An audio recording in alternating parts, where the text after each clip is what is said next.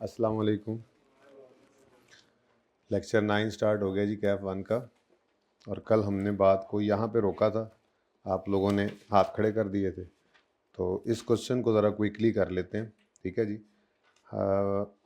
पूरा क्वेश्चन तो हम नहीं कर सकते, रीवैल्यूएशन इंशाल्लाह प्रॉबेबली मंडे को स्टार्ट हो जाएगी। कुछ काम हैं अभी आज और कल में, अल्लाह करे वो पूरे हो जाएं, क्योंकि सिर्फ एस्टीमेट चेंज और बुक वैल्यू पैसेट अकाउंट बनाने की बजाय मैं सोच रहा हूँ थोड़ा कॉस्ट डिटर्मिनेशन की बात भी कर लें। इनिशियल सब्सिक्वेंट मेजरमेंट है, बहुत इंपॉर्टेंट डिस्कशन है, ताकि फिर रीवैल्यूएशन स्टार्ट हो तो उसमें फिर बस रीवैल्यूएशन ही हो। अब देखें नोट ईद से पहले बन पाता है या नहीं, लेकिन रीवैल्यूएशन इन एनी केस हर तरह से ख़त्म हो जाएगी ईद से पहले। खैर, बात हो रही थी एक्सचेंज ट्रांजैक्शंस की, तो ये 3 एक्सचेंज ट्रांजैक्शंस हैं जिसके अंदर हाई कैप ने गेन या लॉस कहा था डिस्पोजल पे।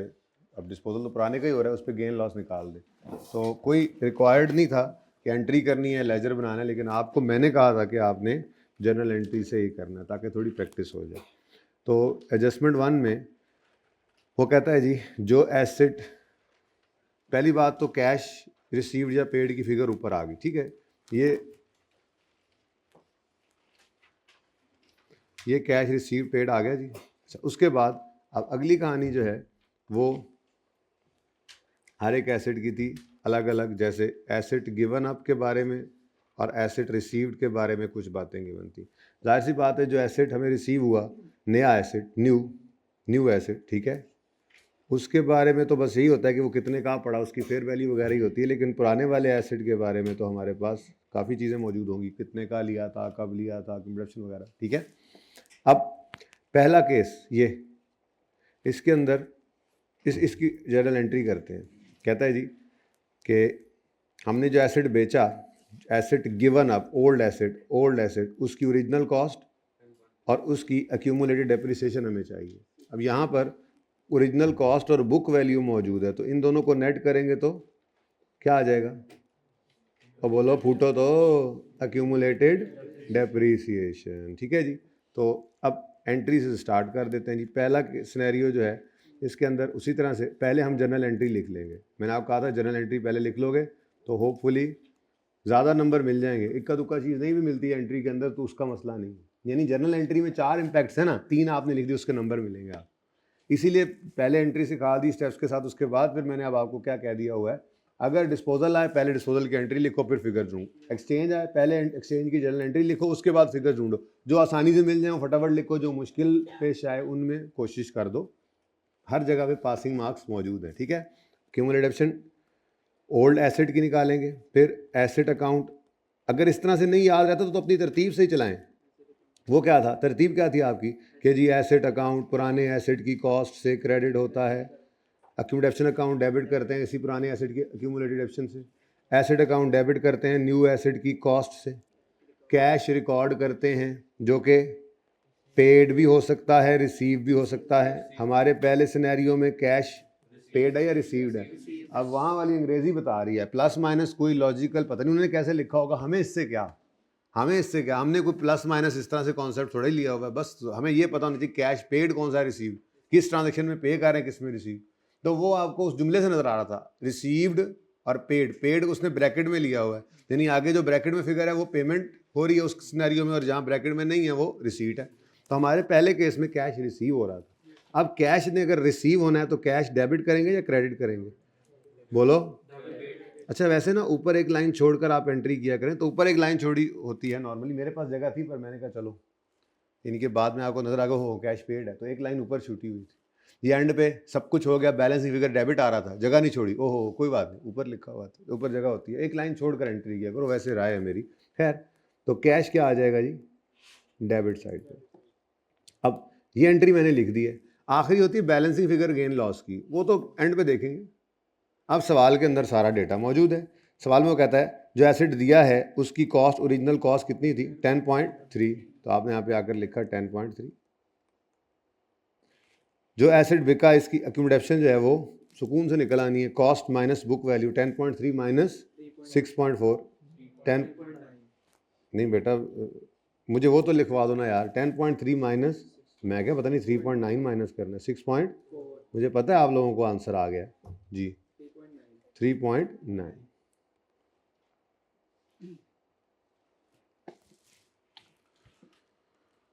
अच्छा जी, उसके बाद कैश रिसीव हो रहा है या पे हो रहा है?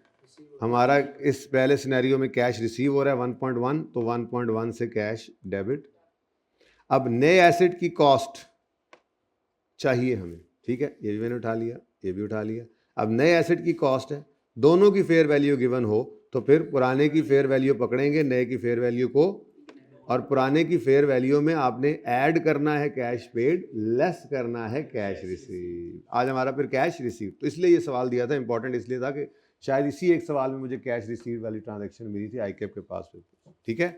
तो कैश एसेट, न्यू एसेट की कॉस्ट जो है वो हमने निकालनी है, तो हमने ओल्ड की फेयर वैल्यू पकड़ी, कितनी है 8.5, और कैश पेड ऐड होना है, रिसीव्ड लेस, तो -1.1, 8.5 माइनस 1.1, 7.4 आ गया। अब बताओ जी, गेन है या लॉस है? बैलेंस है, गेन है, कितना? 2.1 का गेन आ गया, ठीक है जी। तो P&L लिखें, और ठीक है जी, ये क्या हो गया जी हमारा पहला सिनेरियो पारे। दूसरा,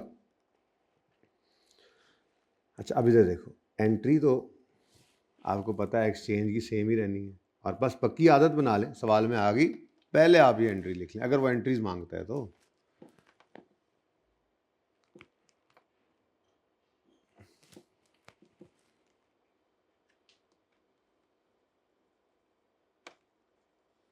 ये तीन चीज़ें तो आपकी मस्ट है ना जी, ठीक है। पुराने एसेट को डिस्पोज करना, पहले दो स्टेप्स, और नए एसेट का डेबिट होना। बाकी कैश रिकॉर्ड होना है, वो कभी डेबिट कभी क्रेडिट हो सकता है, तो देखना पड़ेगा सवाल में से, और बैलेंसिंग फिगर तो एंड पे ही निकला करती है, ठीक है। दूसरे सिनेरियो में आए तो ओरिजिनल कॉस्ट 12.4 एसेट अकाउंट में से क्रेडिट कर दें 12.4।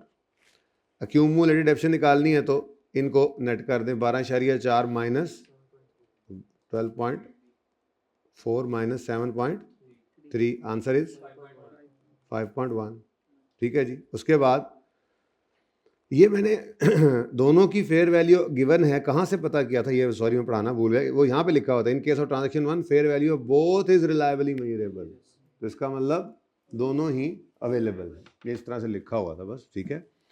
नॉर्मली ये भी नहीं लिखता, जैसे अभी हमने वो अकमल ब्रदर वाला सवाल किया था, ऐसे ही सवाल होता है बस। आप जितने आप पास पेपर देखोगे ना, इसके अलावा आपको ये मिलेगा, एक्सचेंज हुआ है, पुराने एसेट फेयर वैल्यू ये है, नए की फेयर वैल्यू ये है, कैश ये पे किया या रिसीव आ सकता है। अब आपको सिर्फ इतना पता होना चाहिए कि फेयर वैल्यू उठानी कौन सी वाली है, ओल्ड वाली या न्यू वाली, ठीक है। चले नेक्स्ट। अच्छा जी, अब नया एसेट, अब दूसरे केस में कहता है in case of transaction 2 fair value of asset received is clearly more evident, इसका मतलब fair value of asset given is not clearly evident, तो यूं कह सकते हैं ना कि हमारे पास न्यू की ही फेयर वैल्यू अवेलेबल है। तो ऐसे केस के अंदर आपको बताया था कॉस्ट ऑफ न्यू क्या होती है, फेयर वैल्यू ऑफ न्यू ही होती है, ठीक है, अगर ओल्ड की फेयर वैल्यू गिवन ना हो। 9.0 है, हाँ वही मैंने कहा चलो ज़रा पॉइंट्स में चल रहा है काम, अच्छा लगता है, खूबसूरती के लिए लिखा है और कोई ज़रूरत नहीं है। अच्छा, अब कैश रिसीव हो रहा है हमारा या पे हो रहा है, तो कैश पे हो तो कैश क्रेडिट, कितने से? 2.1 से। अब बताओ जी किस तरफ बैलेंसिंग फिगर आ रही है? डेबिट साइड पे, कितनी? 0.4, तो ये जनाब हमें इस ट्रांजैक्शन पे क्या हुआ है, लॉस। और तीसरी ट्रांजैक्शन में फेयर वैल्यू दोनों की ही नहीं गिवन ना जी, तो कोई गेन लॉस नहीं आना, क्योंकि ऐसी ट्रांजैक्शन तो लैग करती होती है कमर्शियल सब्सटेंस। मैंने अभी सवाल की एडजस्टमेंट की नहीं, वैसे मैं पहले बता रहा हूँ आपको कि होता ऐसे ही है, ठीक है जी। ओके, फेयर वैल्यू नहीं गिवन तो खैर चलें।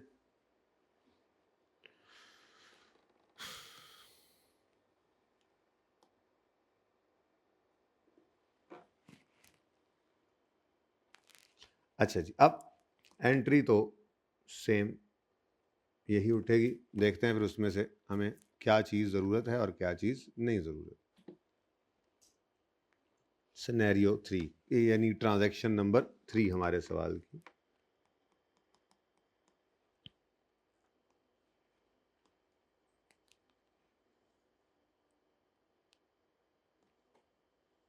ये अब देखेंगे क्या होता है जी।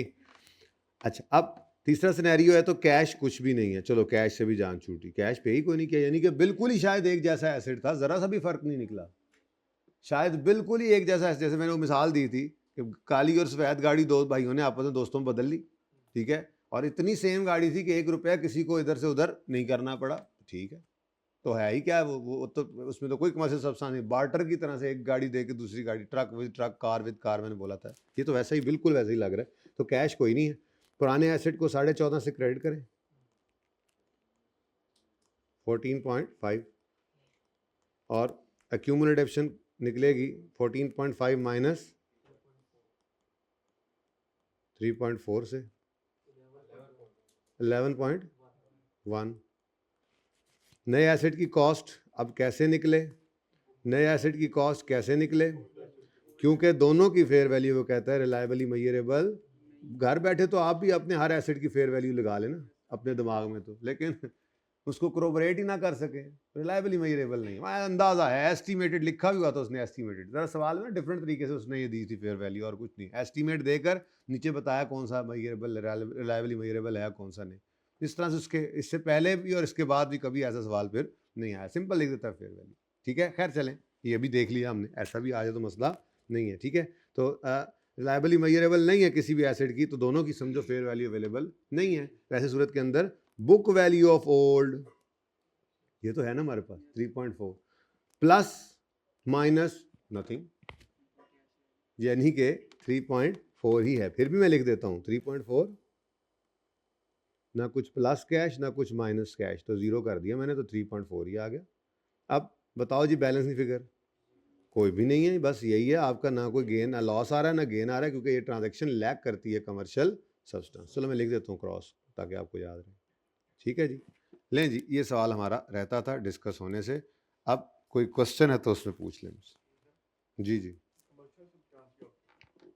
यार, कि आपको मुझे ट्रांजैक्शन करने में किसी फ़ायदा नुकसान हुआ हो, कमर्शियल सोच, ठीक है, कि ये फ़ी सबीलिल्लाह मैंने आपको जो है वो कोई चीज़ नहीं दी, बल्कि मैंने आपसे कोई नफ़ा कमाया, आपने भी वो चीज़ जो है वो किसी नफ़े की नीयत से मुझसे ख़रीदी या बेची, आगे बेचेंगे आगे, तो ये कमर्शियल नीयत होना, ठीक है।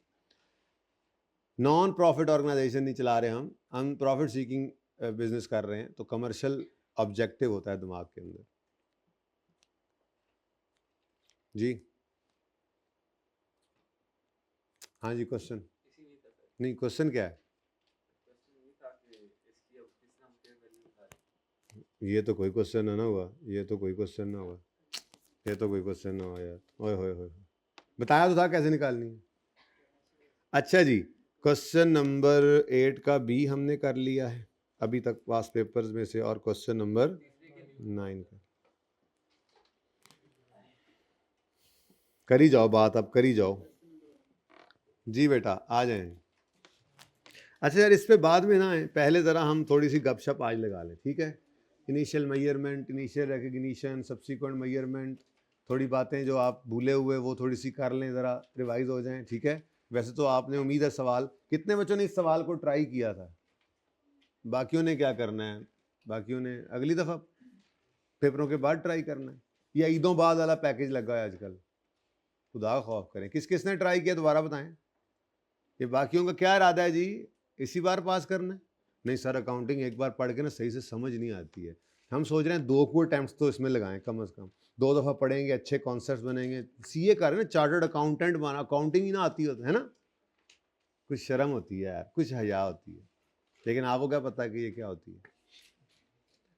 वो हाथ खड़ा करें आप जिन्होंने नहीं किया सवाल, ज़रा मैं एक एक को अलग करके ज़रा थोड़ा सा बेइज्जत करना चाह रहा हूँ। हाथ खड़ा करें, ऊंचा ऊंचा ऊंचा हाथ खड़ा करें, ऊंचा ऊंचा हाथ खड़ा करें, ऊंचा हाथ खड़ा करें भाई। हाइब्रिड में किस किसने नहीं किया, मैं चेक करने आऊंगा, और अगर हाथ बाद में आप पकड़े गए ना तो फिर हाथ नहीं, सारी बार जाओगे।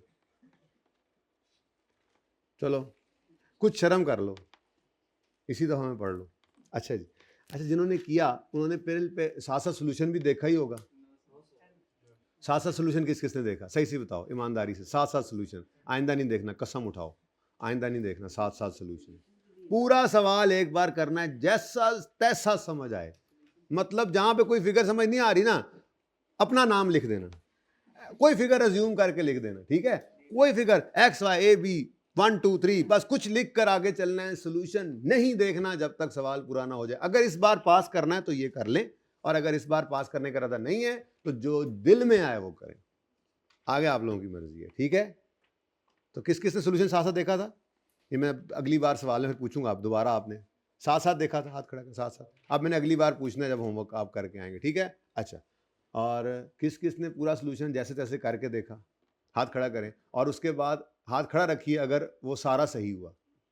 अच्छा, एक दो ही बचे, हाथ खड़ा करें जिनका 70% तक सही हो गया था, 70%, बस ये असल में चाहिए, ज़्यादा होने भी यही चाहिए थे, मुझे परेशानी हो जाती अगर सारों का सारा सही हो जाता तो।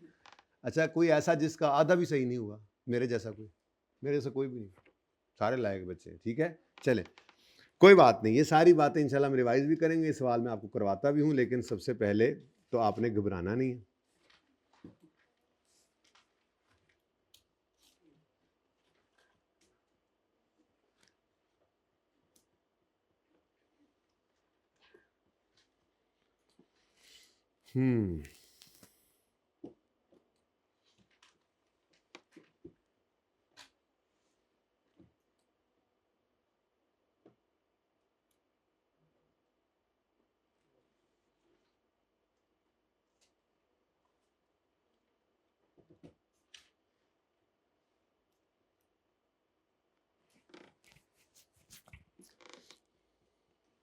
मेरे ख्याल में ना इधर जाके डिस्कशन करते हैं ये वाली, आप छोड़ें, आपको क्या किधर जाके करते हैं, आप छोड़ें। अच्छा जी, हर स्टैंडर्ड का ना एक रिकॉर्डिंग क्राइटेरिया होता है। सबसे पहले तो स्कोप होता है कि स्टैंडर्ड किस किस को कवर करेगा, फिर उसके बाद जो चीज़ उसमें कवर होती है उसके बारे में फिर वो एक क्राइटेरिया देता है, रिकग्निशन क्राइटेरिया यानी रिकॉर्डिंग क्राइटेरिया, कि कब किसी चीज़ को, जैसे मिसाल के तौर पे इस स्टैंडर्ड ने कहा कि जी मैं अप्लाई होऊंगा प्रॉपर्टी प्लांट इक्विपमेंट पे, ठीक है जी, प्रॉपर्टी प्लांट एंड, अब प्रॉपर्टी प्लांट इक्विपमेंट पे तो अप्लाई तो हो गया, रिकॉर्ड कब करेगा, ये स्टैंडर्ड कहता है कि दो इनिशियल रिकग्निशन, रिकॉर्ड कब करना है, स्टैंडर्ड कहता है जी जब फ्यूचर इकोनॉमिक बेनिफिट्स प्रॉबेबल हो के आएंगे और कॉस्ट लायबली मेजरेबल हो, ये दो शर्तें पूरी होंगी तो फिर हम एसेट को, फिर हम उस आइटम को as a property plant equipment record करेंगे मेरे तहत, ये वो कहता है, ठीक है। सबसे पहले तो हमने बात की थी ना कि प्रॉपर्टी प्लांट इक्विपमेंट होता क्या है, are tangible items that are held for use in production supply of good for rental और for admin purpose and are expected to be use during more than, ये हमने पढ़ लिया था, ठीक है ना। अब जो पीपीई है, इंटेंजिबल है, सॉरी टेंजिबल है, पीपीई है, उसको रिकॉर्ड कब करना है, आईएस 16 कब इजाजत देता है कि किसी ऐसे आइटम को किताबों में रिकॉर्ड कर लो जब फ्यूचर में उससे बेनिफिट आने का अंदाजा हो, उम्मीद हो कि फ्यूचर में इससे बेनिफिट आएगा और कॉस्ट भी रिलायबली मेजरेबल हो सके, दोनों जरूरी है ना। अगर आपको एक ऐसा आइटम है, इस तरह का कोई आइटम है, लेकिन आपको उससे फ्यूचर में फ़ायदा आता नज़र नहीं आ रहा, तो फिर तो एसेट की डेफिनेशन से ही निकल गया, फ्यूचर में बेनिफिट नहीं आना तो ये कौन सा एसेट। अच्छा, फ्यूचर में बेनिफिट तो आता नज़र आ रहा है लेकिन कॉस्ट लायबली मेजर नहीं हो सकती। अब फाइनेंशियल अकाउंटिंग कर रहे हैं भाई, तो भाई फिगर तो होगी तो डेबिट कुछ अमाउंट से करोगे ना, फाइनेंशियल अकाउंटिंग में तो आपको अमाउंट चाहिए, तो इसलिए ये दोनों शर्तें ज़रूरी हैं। तो सबसे पहली चीज़ जो आपको मैं आज पढ़ा रहा हूँ वो है जी इनिशियल रिकग्निशन। क्या जी, इनिशियल रिकग्निशन कहते हैं जी अंग्रेजी में, जिसको इनिशियल रिकग्निशन कहते हैं, उर्दू में इसको कहते हैं, अगर मैं आसान अल्फाज समझाऊं तो कब रिकॉर्ड करें, क्या कहेंगे जी, कब रिकॉर्ड करें, तो इनिशियल रिकग्निशन।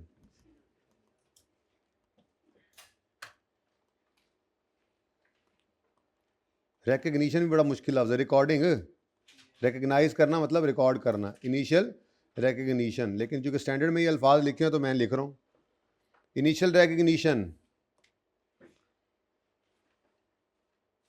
कब रिकॉर्ड कर लें,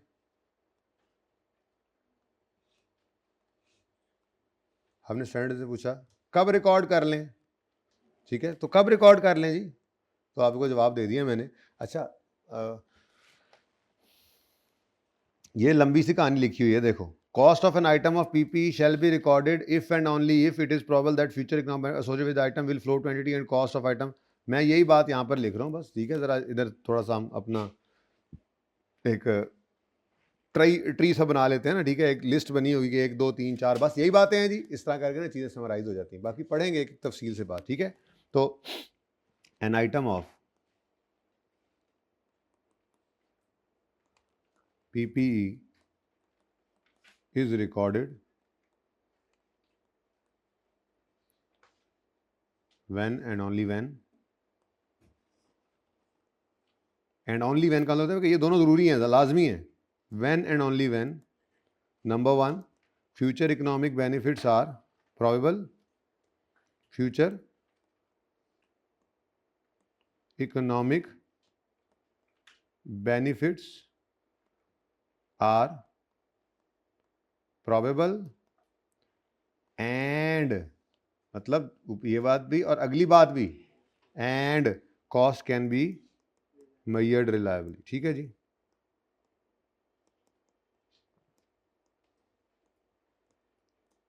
cost can be measured reliably,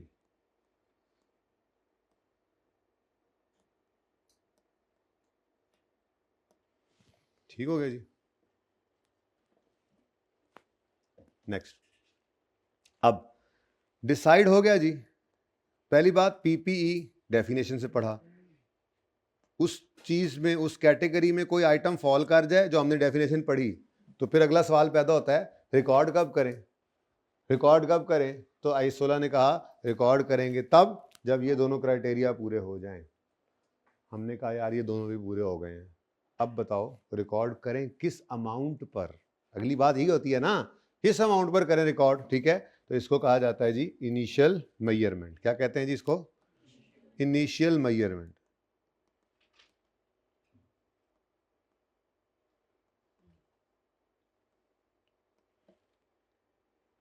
किस अमाउंट पर रिकॉर्ड करें, पहली बार जाए, ठीक है ना। किस अमाउंट पर रिकॉर्ड करें,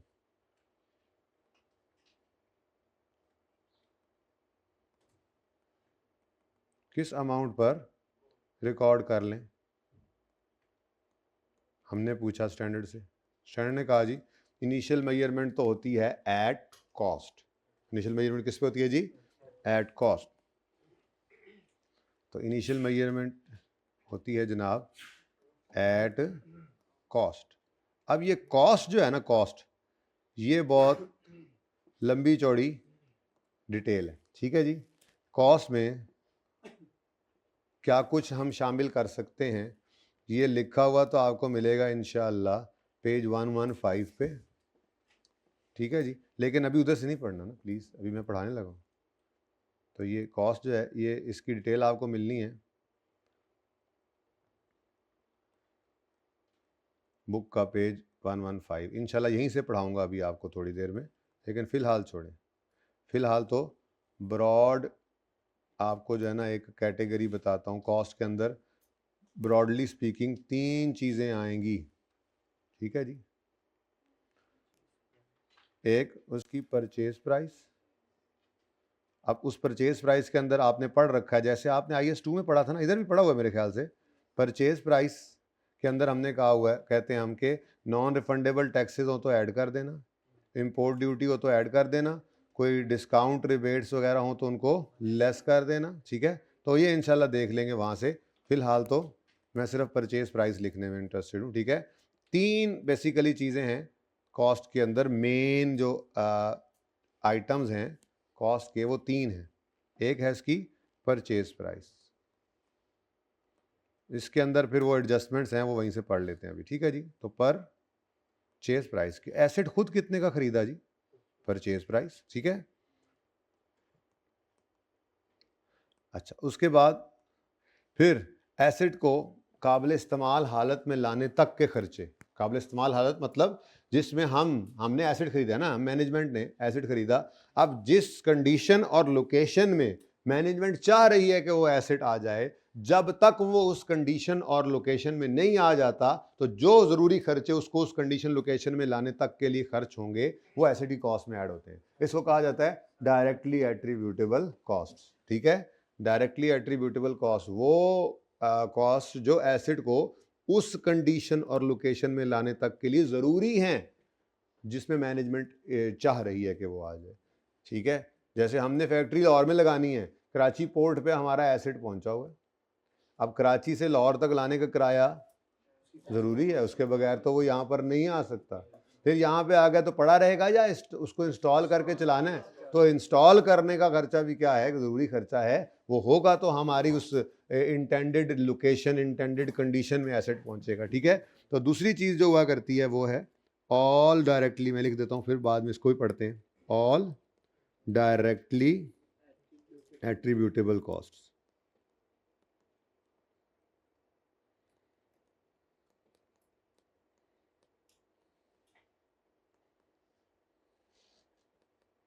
और एक चीज़ और भी है जो कि नॉर्मली ऐसी इंडस्ट्री में, ऐसी ऑर्गेनाइजेशन के अंदर होता है कि जिसके अंदर आप अगर कोई इंस्टॉलेशन करते हैं तो कुछ अरसे बाद आपको वहाँ से जाना पड़ता है, तो लीगली भी कभी कभी और कभी लीगली ना भी हो तो आप as a good corporate citizen अपनी पॉलिसी रखते हैं कि जिस जगह पे आप गए वहाँ पे काम किया, वहाँ से जब निकलने लगे तो वहाँ पे आपने जैसे हालत में आप गए थे वो जगह थी वैसे करके आए। मसलन ज़्यादातर ये oil refineries, oil drilling companies वगैरह के केस के अंदर होता है कि जब उन्होंने जाके ऑयल ड्रिलिंग स्टार्ट की तो प्लांट वगैरह इंस्टॉल किया तो सारा वो जो है ना साइट सारी ख़राब कर दी। अब जब वहाँ से ऑयल निकल आएगा तो 10 साल 15 साल के बाद जब उन्होंने निकलना है तो जिस मुल्क में वो ऑयल एक्सट्रैक्ट कर रहे थे उस मुल्क के कानून में भी लिखा हो सकता है, या नहीं भी हो तो उनकी अपनी एक अच्छी कॉरपोरेट एक सोशल उन्होंने अपनी पॉलिसी बनाई हुई हो। ठीक है, वो जब निकलते हैं वहाँ से तो वो उस साइट को रिस्टोर करते हैं, उस प्लांट को डिसमेंटल करते हैं और बिल्कुल जैसे चीज जैसे जगह थी साफ़ सुथरी वैसे ही करके आते हैं। जो गंद डाला वो भी साफ़ करके आएंगे, जो इंस्टॉलेशन की वजह से जो वहाँ पे जो सारी साइट ख़राब हुई थी उसको भी रिस्टोर करेंगे, अपना डिसमेंटल करके सारा सामान ले जाएंगे। ठीक है, तो इसको कहते हैं कॉस्ट ऑफ डिसमेंटलिंग। क्या कहते हैं जी? डिसमेंटलिंग कॉस्ट भी कह देते हैं। इसकी तफसील इससे ज़्यादा कुछ नहीं है कि बस आपके पर्चे में अव्वल तो आएगी नहीं, अव्वल तो ये आएगी नहीं, लेकिन अगर आएगी तो वो फिगर जो होगी वही आपने उठाकर कॉस्ट में ऐड कर देनी है, क्योंकि इसके ऊपर पूरा एक स्टैंडर्ड के अंदर एक पार्ट है IAS 37 आपने पढ़ना है आगे जाके FR2 में, उसमें भी क्लैरिफिकेशन नहीं थी। तो इंटरप्रिटेशन कमेटी IFRS की होती है, इफ्रिक जो इशू करती है, international financial reporting standard interpretation committee, उसने इफ्रिक इशू किया। इफ्रिक 1 जो है वो आप पढ़ते हैं, 4 दिन लगते हैं उधर FR2 में सिर्फ इस कॉन्सेप्ट के ऊपर, क्योंकि असल कहानी तो ये है कि आज खड़े हैं 15 साल के बाद आपने डिसमेंटल करना है, तो 15 साल के बाद जो कॉस्ट उस डिसमेंटलिंग पे लगनी है, मजदूरों को पैसे देने हैं, जो भी खर्चे होने हैं, तो उनकी आज की वैल्यू निकालनी पड़ती है। तो वो 15 साल बाद वाली अमाउंट की प्रेजेंट वैल्यू निकाल के उसको एसेट में ऐड किया जाता है और फिर उसको Aahista Aahista unwinding of discount जिसको कहते हैं, अनवाइंड किया जाता है, इंटरेस्ट रिकॉर्ड करते हैं और पता नहीं क्या कुछ होता है। फिर कॉस्ट मॉडल है, रीवैल्यूएशन मॉडल है, जो भी आपने पढ़ा ही नहीं है, सब कुछ आना है, पर कब आना है? FR2 में। इसलिए असूली तौर पे टेस्ट कर नहीं सकता, कभी किया भी नहीं, इसीलिए ICAP ने यहाँ पर कि आपको सवाल के अंदर डिसमेंटलिंग कॉस्ट डाल दे।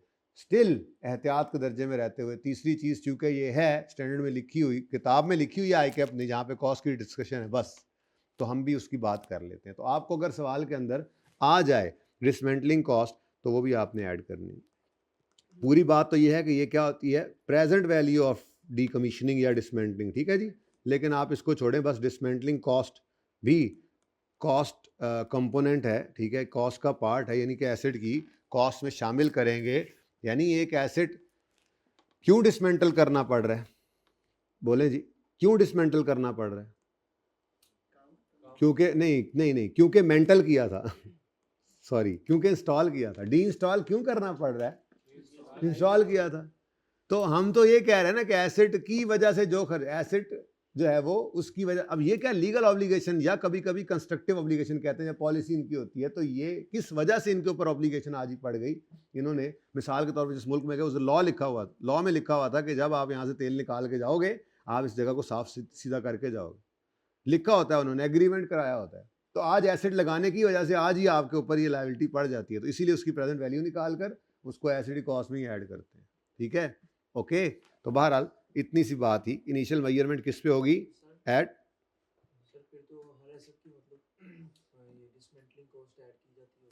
हर एसेट डिसमेंटल नॉर्मली होता नहीं है। देखो अगर तो आपका डिसमेंटल होने वाला एसेट है तो उसकी डिसमेंटलिंग कॉस्ट होगी, तो उसको ऐड करेंगे, क्योंकि उसकी मेंटलिंग उसकी इंस्टॉलेशन की वजह से उसको डिसमेंटल करना पड़ रहा है। आप अगर आज उसको इंस्टॉल ना करते तो आपको 10 साल बाद डी इंस्टॉल ना करना पड़ता, वो खर्चा ना करना पड़ता। तो हर एसेट डिसमेंटल हो सकता है, डी इंस्टॉल हो सकता है, लेकिन नॉर्मली ये होता नहीं है, क्योंकि इस तरह की मतलब ये कि अगर आपका प्लांट एंड मशीनरी है तो लेट से उसकी आपको अगर होगी डिसमेंटलिंग कॉस्ट तो ऐड बता देगा, नहीं होगी तो वो कहीं ऐड करके उसने दी हुई होगी, कोई मसला नहीं। वरना नॉर्मली डिसमेंटल होते नहीं है एसेट इतनी कॉस्ट पर, नेग्लिजिबल कॉस्ट होती है, बस आया और उठाया और उठा के कबाड़िया खुद ही आके ले जाता है, नहीं होता इतना बड़ा मसला। अगर होगा तो गिवन होगी तो ऐड कर देंगे। ठीक है, जब हम एसेट को डिस्पोज करते हैं उसको भी तो डिसमेंटल ही कहते हैं। जी नहीं, तो सर डिसमेंटल करके डिस्पोज करते हैं। सर उस पे जो डिस्पोजल कॉस्ट आती है, जी उसको आप कॉस्ट ऑफ रिमूविंग एसिड कह सकते हैं। अगर इनिशियली आपको एस्टीमेट नहीं था तो फिर छोटी मोटी कॉस्ट जो उस वक्त आती है वो वही है जो मैंने आपको कल गालिबन डिस्पोजल कॉस्ट कौन सा कल गालिबन सिखाई थी, वो क्योंकि छोटी मोटी कॉस्ट तो पड़ ही जाती है ना यार। जब एसिड को बेचने लगेंगे उस वक्त आपको रिमूव करना पड़े एसिड को, ये कॉस्ट टू सेल ही है, डिस्पोजल कॉस्ट है एसिड को रिमूव करके बेचना, लेकिन इतनी नेग्लिजिबल कॉस्ट होती है कि उसी वक्त हम नेट नोट कर देते हैं। ये बड़े बड़े एसिड्स के बड़ी बड़ी कॉस्ट के केस में होता है, तो वो फिर पहले ही बैठ कर अंदाजे लगाते हैं कि इतने अरसे बाद इतने पैसे देने पड़ेंगे और उसकी प्रेजेंट वैल्यू एसिड में ऐड करते हैं। ठीक है, तो इस तरफ ना जाएं आप, ये आपके रिलेवेंट बात नहीं है। ये सिर्फ चूंकि किताब के अंदर ICAP ने कॉस्ट कंपोनेंट में, चूंकि स्टैंडर्ड में ये 3 चीज़ें लिखी हुई हैं, लिख दी है, तो मैंने भी इतना ही बता दिया।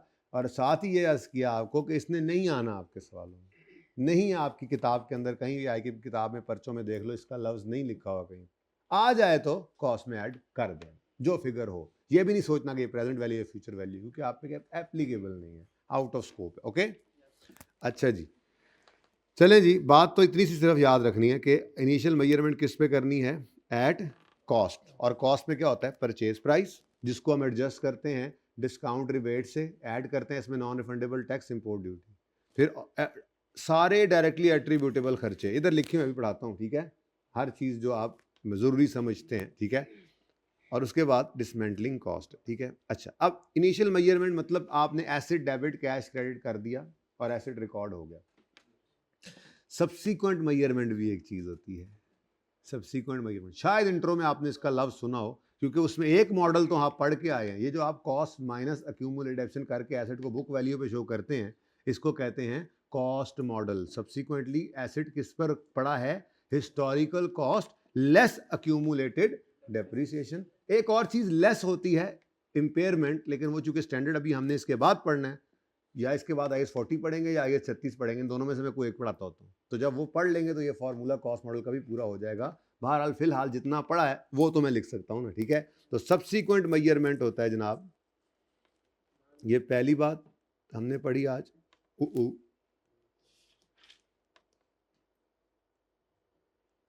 ये पहली बात, इनिशियल रिकग्निशन, फिर इनिशियल मेजरमेंट और फिर सब्सीक्वेंट मेजरमेंट। क्या जी, ये सब्सीक्वेंट एक्सपेंडिचर नहीं है, वो पढ़ाना है अभी। सब्सीक्वेंट मेजरमेंट, सब्सीक्वेंट मेजरमेंट सलीस उर्दू में इसका मतलब है बैलेंस शीट डेट में किस पर नजर आए। सब्सीक्वेंट मेजरमेंट किसे कहते हैं जी, बैलेंस शीट। मैं लिख रहा हूँ उर्दू, आप लोगों के लिए लिख रहा हूँ। हाँ, हमारी कौमी ज़बान उर्दू, तो हम तो उसी में ही पढ़ते होते हैं, पता है आपको, अकाउंटिंग भी है जी। जी अच्छा जी, बड़ी मेहरबानी। पहला कहते हैं स्टान कैद हुआ हुआ। अच्छा जी, वो काफ़ी होता है वैसे एक ऐसी बातें दिल में डालने के लिए। बैलेंस शीट डेट पर, बैलेंस शीट में किस अमाउंट पर या किस अमाउंट पर, ठीक है, किस पर नजर आए, शो करें। तो यहां पर स्टैंडर्ड 2 ऑप्शन देता है कि बैलेंस शीट में आप चाहें तो इसको कॉस्ट मॉडल पे शो करें। कॉस्ट मॉडल का मतलब क्या होता है, वो जो 15 साल 20 साल पुराना एसेट भी है ना, अगर आपका और आपने उसको 50 साल की लाइफ सामने रखते हुए डेप्सिट कर रहे हैं, 25 साल पुराना है, 30 साल पुराना है, तो वो जो हिस्टोरिकल कॉस्ट 25-30 साल पहले आपको आपने इनकर की थी वो वाली कॉस्ट पर ही पड़ा रहे। हाँ, लेकिन जो उसने इस्तेमाल के से वैल्यू लूज की है वो हम माइनस करके बुक वैल्यू शो करते होते हैं। ठीक है, तो सब्सिक्वेंट मेजरमेंट कॉस्ट मॉडल भी हो सकता है, ठीक है जी, और रीवैल्यूएशन मॉडल भी हो सकता है, जो इंशाल्लाह हम मंडे को स्टार्ट कर देंगे। ठीक है, तो अभी तक हमने क्या पढ़ा हुआ है, एट बैलेंस शीट डेट पर कॉस्ट मॉडल पर आपका एसेट पड़ा हो सकता है, और ये आप इंट्रो से पढ़ के आए हैं, और मैं जिस दिन से आपको FR1 स्टार्ट कराई है मैं भी आपको यही पढ़ा रहा हूँ।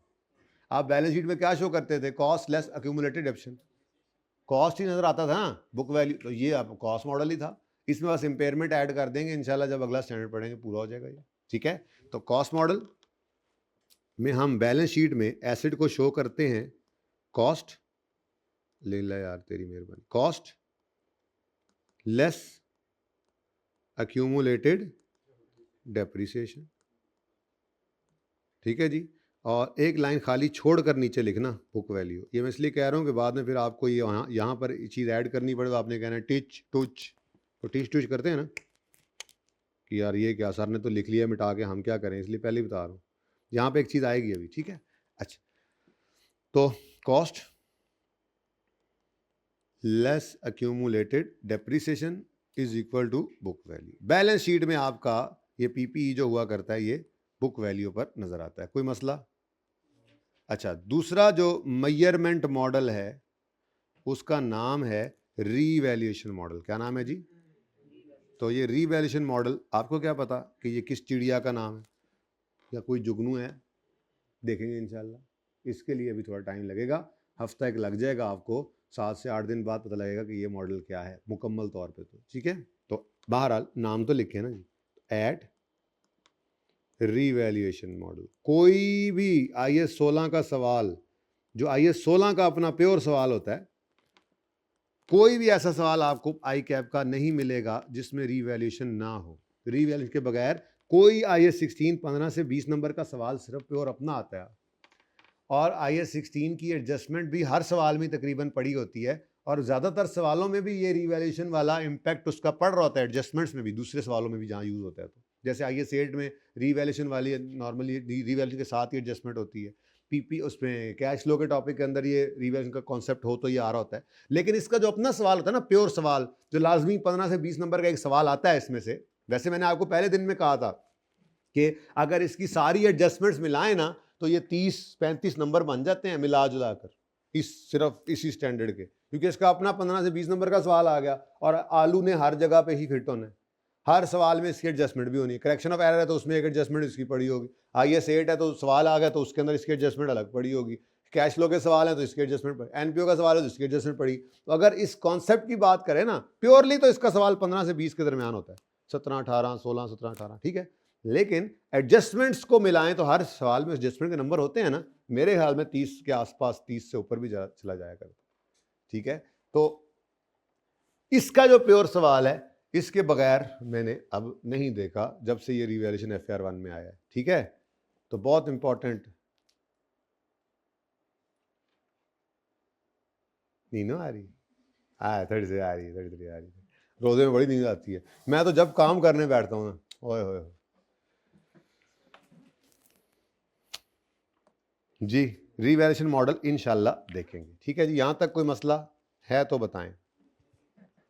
ये मैंने आपके साथ थोड़ी सी बात की, ठीक है। अब आज गपशप मज़ा आ रहा है, एंजॉय कर रहे हैं, चलते जाते हैं, ठीक है। कोई नहीं, इसके बाद पास पेपर 1 करना है, फिर छोटा सा कॉन्सेप्ट शायद वहाँ तक पहुँच जाऊँ, फिर अगर वो कॉन्सेप्ट हो गया ना पूरा तो फिर पास पेपर 4 आपको होमवर्क में दे सकता हूँ। फिर पास पेपर 4 है बड़ा हैवी सवाल, वो फिर उसमें एक्सट्रैक्ट्स बनाने हैं, मज़ा आ जाएगा, चस आ जाएगी।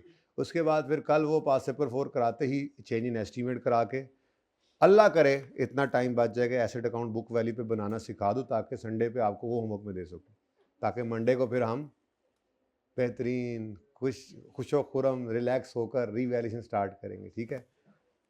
और ईद से पहले पहले उसको फड़का देंगे, नोट फिर बनाएंगे ईदों बाद।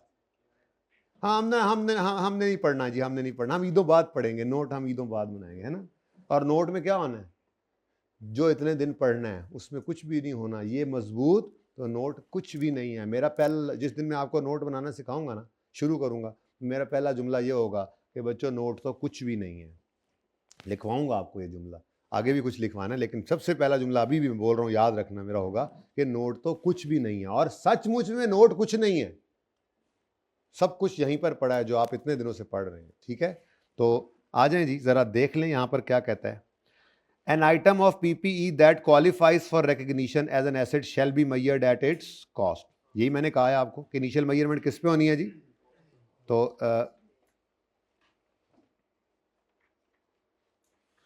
एसेट, मैं यूं कहता हूं, asset shall be measured at its cost. अब कॉस्ट क्या है, तो कहता है जी कॉस्ट है ना, कॉस्ट दरअसल वो अमाउंट ऑफ कैश या कैश इक्विवेलेंट है या फेयर वैल्यू ऑफ कोई नॉन कैश है, जो आपने दिया, जैसे मैंने पढ़ाया था, ठीक है, जिसको हमने दिया है to acquire an asset at the time of acquisition, और खुद भी बना सकते हैं बिल्डिंग, अगर आप खुद बना लें तो तब भी आपका एसेट है, और खरीद लें बनी बनाई तो तब भी आपका।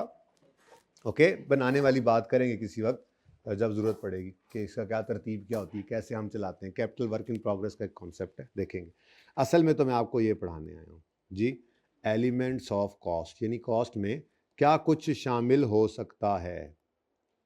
ठीक है, तो यहाँ से आप पढ़ते जाएं और खुश होते जाएं। कैसे?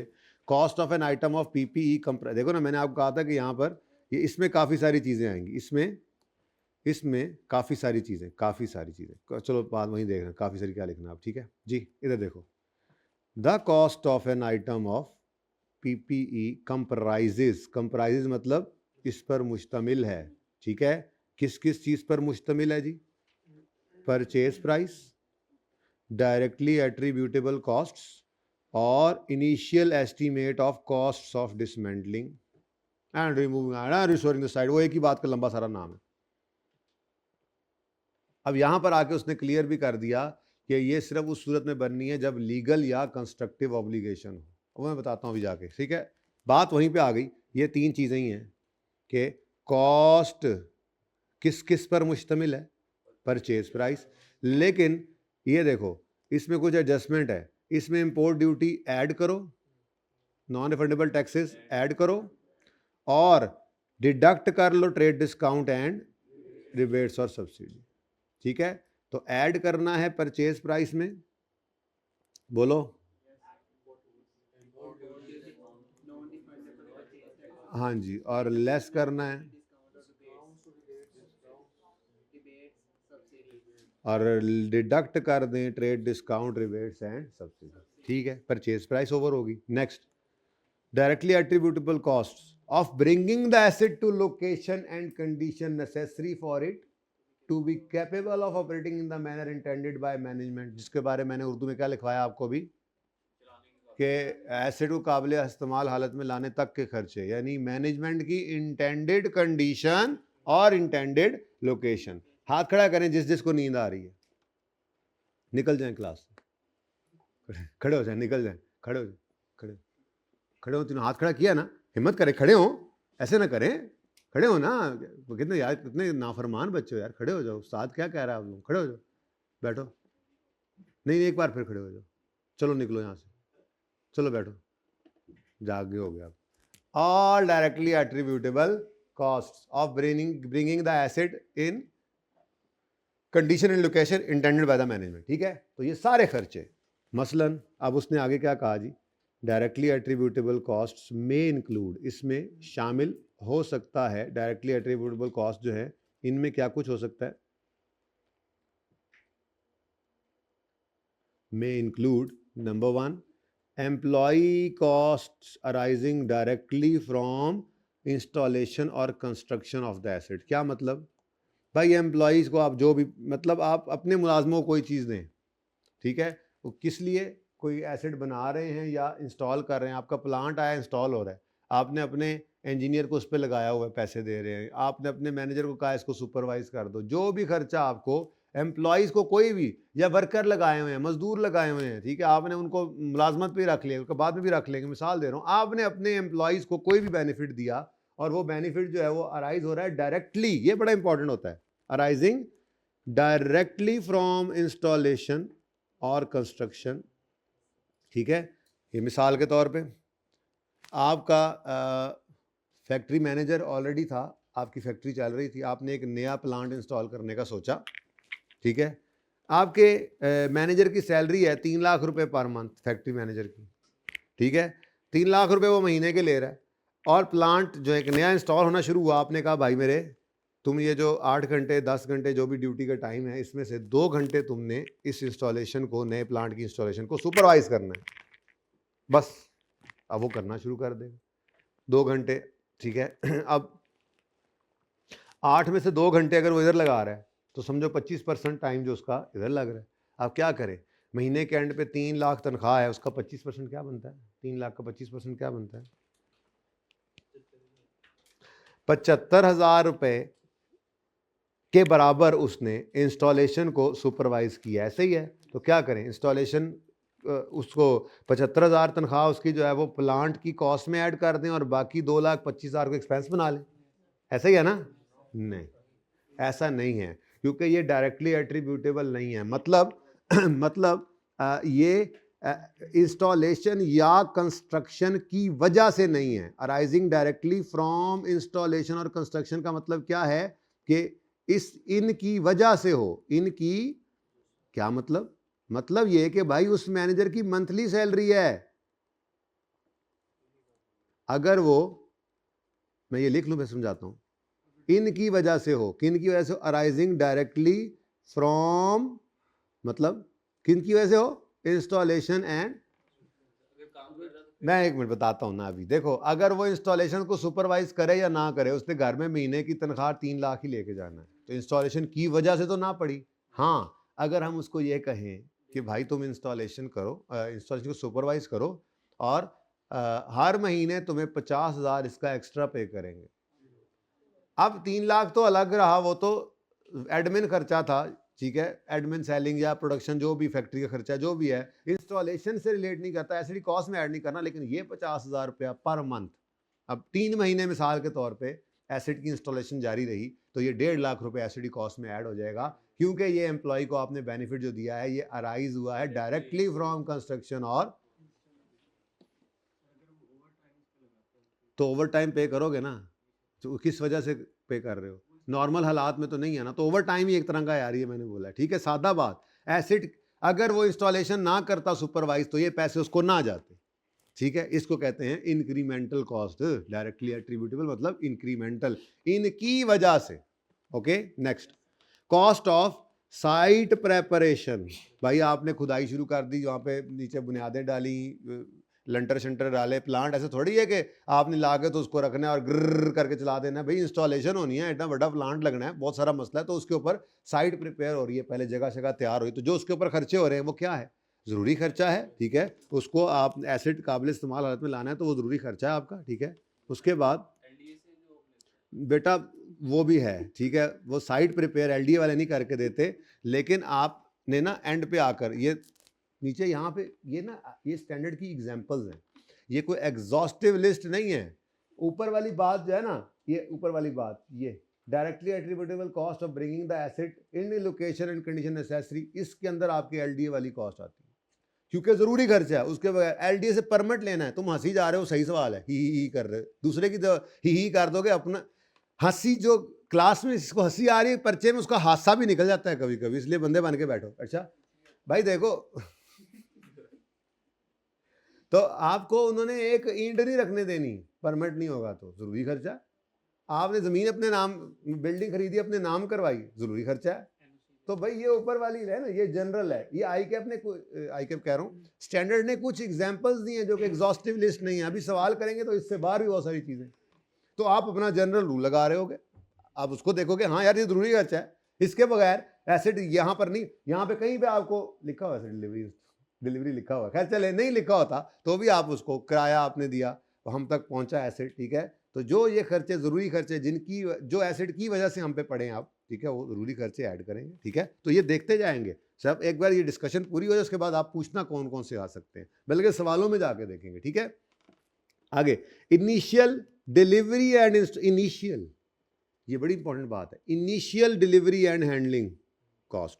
इनिशियल का मतलब ये है कि पहली बार जब आप तक एसेट पहुंचा। कभी कभी लोग ये करते हैं, ठीक है, कि वो एक जगह से दूसरी जगह अपने प्लांट को शिफ्ट करते हैं, इसको रीलोकेशन कहते हैं। आगे जाके बताएगा स्टैंडर्ड, रीलोकेशन कॉस्ट आप एसिडी कॉस्ट में हैंड नहीं कर सकते। इनिशियल हैंडलिंग, और तो जब पहली बार एसेट लाए, कराची पोर्ट तक आने का किराया, कराची पोर्ट से फिर लाहौर तक आने का किराया, फिर लाहौर में मजदूरों ने उतार कर उसको रखा, उन्होंने मजदूरी ली है, इनिशियल हैंडलिंग, डिलीवरी चार्जेस, जहाँ हम तक पहुँचने तक का जितना किराया वराया लगा वो सारे का सारा क्या है, उसकी कॉस्ट, ज़रूरी खर्च है, ठीक है। फिर आ गया तो पड़े पड़े चल नहीं जाना, इंस्टॉलेशन और असेंबली, इंस्टॉल करना या असम्बल करना, ठीक है। उसके बाद इंस्टॉल हो गया तो टेस्टिंग कॉस्ट, टेस्ट करें सही चल भी रहा है या नहीं, इसके ऊपर मैं अभी थोड़ी सी डिस्कशन करनी है, थोड़ी सी, ठीक है। होता है ना, कुछ पुराने बच्चे भी होते हैं तो एक पुराना ट्रीटमेंट उन्होंने पढ़ा होता है, तो उस पुराने ट्रीटमेंट की वजह से वो कभी कभी परेशान हो जाते हैं नई चीज़ को देखकर, तो इसलिए इसकी डिस्कशन मैं करता हूँ, देखता हूँ अभी करूँगा या बाद में, देखते हैं, ठीक है। और professional fees such as architect and surveyor fees, professional कोई भी हो, किसी प्रोफेशनल को आपने, अच्छा यहाँ पे तो वो कह रहे हैं ना आर्किटेक्ट और सर्वेयर को, मैं तो यूँ कहता हूँ मिसाल के तौर पे एक वकील साथ ले गए जिसने ये ट्रांजैक्शन करवाई, उसने सारी लीगल फॉर्मेलिटीज़ को देखा, एग्रीमेंट सही हुआ है नहीं हुआ, सारी चीज़ें, सारी जो है वो कानूनी पेचीदगियों को देखा और अपनी फ़ीस ली। ये भी क्या है, प्रोफेशनल फी, ज़रूरी है, ठीक है, ज़रूरी खर्चा था, ठीक है, एसेट हम तक लाने के लिए हम लेके, उसको मिसाल दे रहा हूँ, इन्होंने तो सिर्फ ये लिखा है आर्किटेक्ट और सर्वेयर, अगर आप उसको कोई फीस दे दे तो ये क्या है, प्रोफेशनल फी एसिडी कॉस्ट में ऐड करेंगे, ठीक है। अच्छा, और यह पहली चीज़ थी परचेज प्राइस, दूसरी चीज़ थी डायरेक्टली एट्रीब्यूटेबल कॉस्ट, कुछ एक एग्जाम्पल्स उसने दी स्टैंडर्ड ने, पढ़ो ना, ये डायरेक्टली एट्रीब्यूटेबल कॉस्ट हैं, मे इंक्लूड, असल बात तो यही है, ये असल रूल तो ये है, directly attributable cost of bringing the asset to location and condition necessary for it being capable of operating in the manner intended by the management, और इसमें फिर वो कहता है इसमें ये शामिल हो सकती हैं, ठीक है। तो डायरेक्टली एट्रीब्यूटेबल कॉस्ट के अंदर ये शामिल हो सकती हैं का मतलब ये नहीं कि इसके अलावा कुछ नहीं हो सकता, ये हो सकती हैं, जैसी कोई भी और हो सकती हैं, ऊपर जनरल रूल लिखा हुआ है ये, ओके, ये जो आपको हाईलाइट नजर आ रहा है ग्रीन में। और आखिर में initial estimate of cost of dismantling, ये मैंने अभी आपको बताया था, आज खड़े होकर अंदाजा लगाएंगे कि आज से 15 साल 20 साल बाद होता अंदाजा है, अच्छा फिर अंदाजा तो बदलता भी है, अच्छा फिर कॉस्ट मॉडल डीविएशन मॉडल भी है, तो अखीर हुई पड़ी होती है, फिर आप FAR 2 में जाके पढ़ते हैं, इसलिए कह रहा हूँ इसकी बहस में ना पढ़े,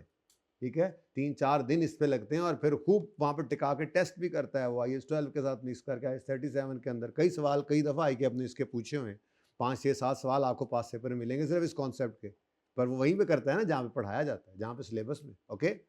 और सही है, ऐसे पढ़ लो पहले। The initial estimate of cost of dismantling and removing the item, मैंने सिर्फ कॉस्ट ऑफ डिसमेंटलिंग को अंडरलाइन कर दिया, ठीक है, बोलो कॉस्ट ऑफ डिसमेंटलिंग को सिर्फ अंडरलाइन किया, हालांकि सबका मतलब यही है कॉस्ट ऑफ डिसमेंटलिंग, लेकिन याद एक रह जाता है ना ज़रा, ठीक है, डिसमेंटल करना एसिड को या रिमूव करना आइटम को या रीस्टोर करना साइट को जहाँ पे वो लोकेटेड था, for which entity incurs legal और कंस्ट्रक्टिव, ये असल में बात है जो वहाँ पे जाके पढ़ेंगे। असल में IS 37 में प्रोविजंस की बात करता है, और प्रोविजन मतलब लाइबिलिटी पड़ती है पास्ट इवेंट की वजह से, जिसकी वजह से फ्यूचर बेनिफिट, फ्यूचर आउटफ्लो नज़र आ रहा होता है। तो ये असल में लॉ उनका था जहाँ पे हम तेल निकालने गए कि भाईजान साफ करके जाओगे, यह लॉ नहीं था, आपने अपनी वेबसाइट पे लगाया हुआ है being a good corporate citizen, हम जहाँ जाते हैं वहाँ पे जो गंद मारते हैं बाद में साफ करके आते हैं। अब ये पब्लिश पॉलिसी जो होती है ये कंस्ट्रक्टिव ऑब्लिगेशन डाल देती है। बहरहाल अगर वो यूँ कह दे कि इन पर ऑब्लिगेशन है टू डिसमेंटल, तो जो डिसमेंटलिंग कॉस्ट है वो एसिडी कॉस्ट में ऐड होगी, ठीक है, ओके। और अगर कोई ऑब्लिगेशन नहीं हो तो फिर छोटी मोटी डिसमेंटलिंग कॉस्ट पड़ भी जाए तो वो डिस्पोजल के वक्त फिर हम देखते होते हैं इनिशियल एस्टीमेट उसका नहीं लग सकता। इनिशियल एस्टीमेट क्यों नहीं लग सकता, क्योंकि कोई पास्ट इवेंट ही नहीं होता, मतलब ऑब्लिगेशन ही कोई नहीं होती, ना लीगल ना कंस्ट्रक्टिव। तो असल कहानी बीच वाली ये। अब ये लीगल कंस्ट्रक्टिव क्या होता है, ये आपके स्कोप से बहुत बाहर की बात, इसलिए मैं कह रहा हूँ कि ये आपसे पूछेगा ही नहीं। इन केस आ जाए ये लफ्ज़ तो बस उठा के लिख देना, ऐड कर देना कॉस्ट में, ये भी एहतियातन बता रहा हूँ, ठीक है। अच्छा जी, for example when land is acquired certain cost are necessary and should be part of cost of land. ये जैसे मैंने आपको बताया कि आपने प्लॉट खरीदा तो आपको अपने नाम रजिस्ट्री कराने की कॉस्ट है, ज़रूरी खर्चा, ठीक है। तो these cost include cost of land, भाई ज़मीन के पैसे दिए, title and legal fees, site preparation cost like grading and draining and survey cost, ठीक है। आपको साइट प्रिपेयर करके ज़मीन को भी तैयार करना पड़ता है कि अगला कोई काम कर सके, ठीक है। तो आपने ज़मीन ले लिया, ऐसे ऊबड़ खाबड़ सी जगह है, ठीक है, तो आपने पहले उसको लिया, अपने नाम करवाया, फिर 2-4 ट्रैक्टर लगा के आपने उसको जागो जागो सीधा पधरा किया, तैयार किया। अब ये क्या है, आपका लैंड प्रिपरेशन कॉस्ट है, ठीक है, इसको ऐड कर लेना आपने। All these cost may be considered necessary to get land ready for its intended use. Land को भी यूज़ करना है, तो ऐसे तो नहीं यूज़ होता जैसे आपने खरीद लिया जाकर ऐसे बंजर सी जगह, कहीं पे कुछ झाड़ी उगी है, कहीं पे ऊंची जगह है, कहीं पे नीची जगह है। तो आपने अगर इसको सीधा करना है तो जो कॉस्ट आप इस लैंड को प्रिपेयर करने में करो, वो लैंड की कॉस्ट में ऐड कर लेना। फिर लैंड डेप्रिशिएट नहीं होगा, हाँ, लैंड की कॉस्ट में ऐड करके आप लैंड डेबिट कैश क्रेडिट करके आप उसके बाद फिर काम शुरू कर दो। लैंड डेप्रिशिएट नहीं होता, एप्रिशिएट होता है। तो वो एप्रिशिएट भी तब होगा बेटा जब आप रीवैल्यूएशन मॉडल पे जाओगे, वरना वो उसी आपके दादाजी ने जो शालमी में दुकान खरीदी थी ना, मुझे पता लगा है, ठीक है, वो अभी भी उतने पर ही नजर आई होगी आपकी किताबों के अंदर। दुकान नहीं, जो प्लॉट खरीदा था, दुकान बन गई होती तो बिल्डिंग डेफिनेट होती, लैंड फिर भी अपनी जगह रहता। तो आपको फेयर वैल्यू पे लाना है तो fair value model, revaluation model पे जाना पड़ेगा, वरना हिस्टोरिकल कॉस्ट भी एसेट पड़ा रहता है। Cost of self constructed asset, जो खुद बनाते हैं आप, बिल्डिंग आपने खुद बनाई, वो कैसे डिटरमिन होगी जी? It determine using the same principles as for an acquired asset, ठीक है। अगली लाइन क्या है, आपको क्या पता, IS 23 तो तीसरे नंबर पे पढ़ेंगे आप, अभी आपको क्या पता तीसरे या चौथे, ठीक है ना। IS 40, IS 36 में IS 16 के बाद पढ़ाता हूँ, उसके बाद IS 23 और फिर 20, ये पंजा तब जाके पूरा होता है। ये 5 स्टैंडर्ड्स हैं, ये ग्रिड भी एक है और तकरीबन 30-35 नंबर की ग्रिड है। IS 16 को 15 नंबर तकरीबन देकर ये 30-35 की ग्रिड है, और IS 16 जहाँ जहाँ पड़ा हुआ है वो तो अलग, ठीक है। अच्छा जी, तो ये इंशाल्लाह पेंडिंग है। अच्छा, ये वाला जो जुमला है ना, ये इसलिए पेंडिंग है कि अभी IS 23 पढ़ा नहीं, आप बोरिंग कॉस्ट पढ़ लेंगे, इंशाल्लाह कोई मसला नहीं होगा आपको। अच्छा, आप देखो एग्जांपल्स ऑफ कॉस्ट, पहले ऊपर क्या बात की थी उन्होंने जी, डायरेक्टली एट्रिब्यूटेबल कॉस्ट की एग्जांपल्स थी। यहाँ पर वो कह रहा है कि वो एग्जांपल्स हैं यहाँ पर जो कि not cost of an item of PPE, कहते हैं इसको एसेट की कॉस्ट में मत डालना। हमने कहा अच्छा ये क्या है, क्या चीज़ है भला, कौन कौन सी चीज़ें जी? तो कहता है अभी बताता हूँ, हाईलाइट करवा लूँ ज़रा तुम्हारे उस्ताद से, फिर बताता हूँ। स्टैंडर्ड कह रहा है आपको, अब स्टैंडर्ड ने कहा cost of opening a new facility, cost of opening क्या मतलब, पार्ट 2 शुरू करना है, कॉस्ट ऑफ ओपनिंग ना बताऊँ इनको, पार्ट 2 शुरू कर लें।